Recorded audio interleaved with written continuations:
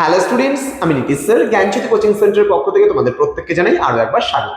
তো আজকে মাধ্যমিক যে ইতিহাস রয়েছে পশ্চিমবঙ্গ বোর্ডের অধীনস্থ যারা বিভিন্ন স্কুলগুলোতে পড়ছো পশ্চিমবঙ্গে, তাদের জন্য আজকে ভীষণ গুরুত্বপূর্ণ ইতিহাস সিলেবাস। তোমরা 2027 যারা পরীক্ষার্থীরা পরীক্ষা দেবে, অর্থাৎ 26 থেকে যারা গোটা বছর পড়ে একেবারে 27 গিয়ে পরীক্ষা দেবে, তাদের জন্য কিন্তু আজকের এই সিলেবাসটা ভীষণ গুরুত্বপূর্ণ। তোমরা এখানে দেখতে পাচ্ছ মাধ্যমিক ইতিহাস যে রয়েছে 2026-27 যে সিলেবাস, সেটা হচ্ছে বিস্তারিত আজকে আলোচনা করব।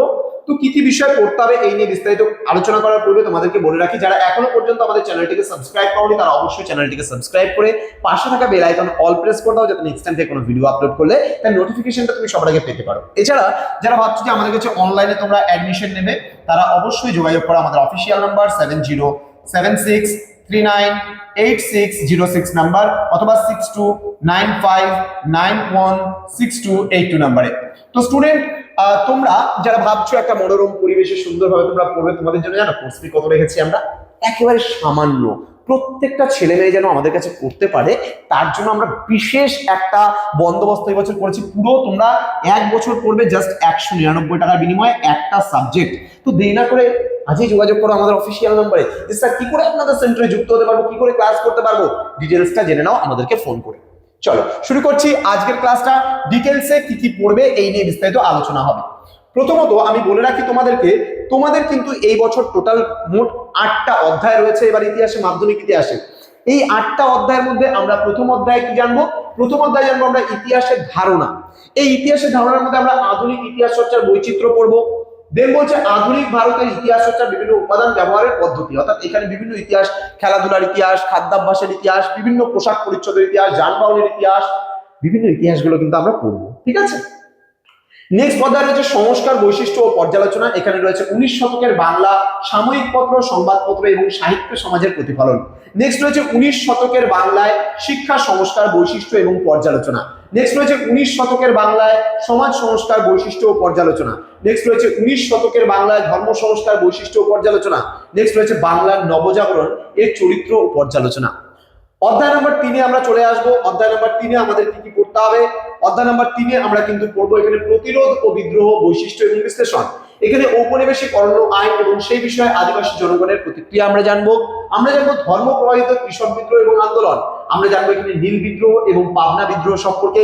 এছাড়া সান্তাল আপরাইজিং থেকে শুরু করে সাঁওতাল বিদ্রোহ, কোল বিদ্রোহ, ভিল বিদ্রোহ, মুন্ডা বিদ্রোহ, চুয়ার বিদ্রোহ, বিভিন্ন বিদ্রোহগুলোর ব্যাপারে কিন্তু আমরা পড়বো এখানে।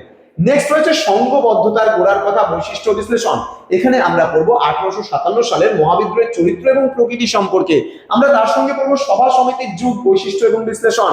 আমরা জানবো লেখায় ও রেখায় জাতীয়তাবাদের বিকাশ, বৈশিষ্ট্য এবং তার বিশ্লেষণ। পঞ্চম অধ্যায়ে আমরা পড়বো বিকল্প চিন্তা উদ্যোগ 19 শতকের মধ্যভাগ থেকে 20 শতকের প্রথম ভাগ পর্যন্ত, বৈশিষ্ট্য ও পর্যালোচনা। এখানে আমরা পড়বো বাংলায় ছাপাখানার বিকাশ, ছাপা বইয়ের সঙ্গে শিক্ষা বিস্তারের সম্বন্ধ, বাংলার বিজ্ঞান এবং কারিগরি শিক্ষার বিকাশ, ঔপনিবেশিক শিক্ষা ধারণার সমালোচনা, রবীন্দ্রনাথ ঠাকুর এবং শান্তিনিকেতন ভাবনা সম্পর্কেও আমরা কিন্তু এই অধ্যায়ে পড়বো। চলে গেল আজকে আমাদের 5 নম্বর অধ্যায়।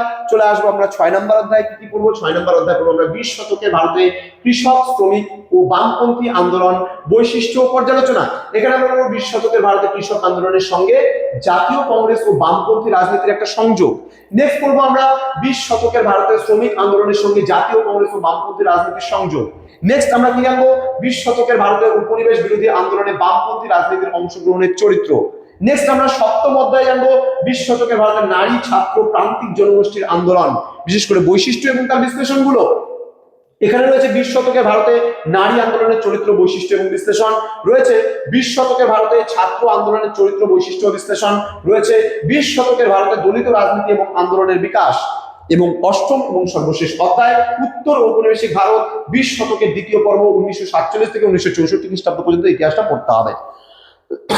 রয়েছে দেশীয় রাজ্যগুলির ভারতভুক্তির উদ্যোগ ও বিতর্ক, বিশেষ করে কাশ্মীর, জুনাগড়, হায়দ্রাবাদ সম্পর্কে আমরা পড়বো। তার ভারতভুক্তি 1947-এর পরবর্তী উদ্বাস্তু সমস্যা সমাধানের উদ্যোগ ও বিতর্ক। রয়েছে ভাষার ভিত্তিতে ভারতের রাজ্য পুনর্গঠনের উদ্যোগ ও বিতর্ক। এই প্রসঙ্গগুলো কিন্তু আমরা পড়বো এই বছর। তো স্টুডেন্টস, এই ছিল আজকের ক্লাস, যেখানে আমরা তোমাদের মাধ্যমিকের যে সিলেবাস ছিল ইতিহাস, সেই ইতিহাস সিলেবাস নিয়ে আলোচনা করলাম। তোমরা যারা ভাবছো আমাদের থেকে কোর্সটা নেবে তারা অবশ্যই ক্রিস্টিকল এডুকেশন নামে প্লে স্টোরে অ্যাপ পাবে, সেই অ্যাপটা ইনস্টল করো, সেখানে তোমরা কোর্স নিতে পারবে। কোনো রকমের অসুবিধা হলে আমাদের সঙ্গে যোগাযোগ করো, আমরা তোমাকে পুরো গাইড করবো কি করে আমাদের অ্যাপ থেকে কোর্সটাকে পারচেস করবে।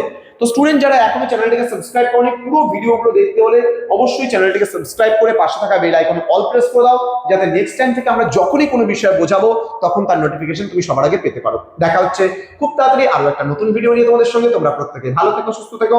Thank you so much, thanks for watching after all, thank you.